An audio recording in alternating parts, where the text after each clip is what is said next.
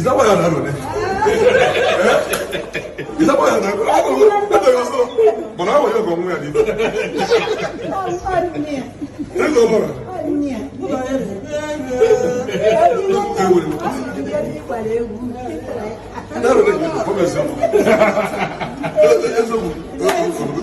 83. What a brother. We're blessed. I don't see how managing a garden.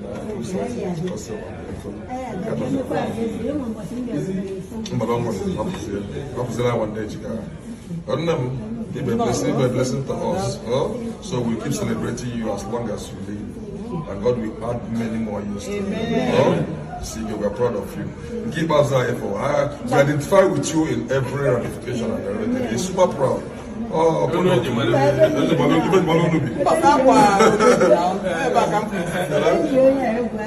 yes. Yes.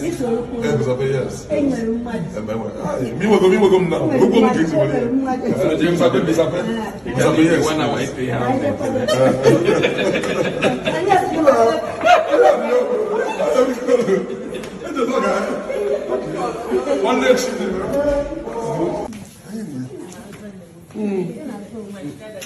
hey. Oh, Chuku.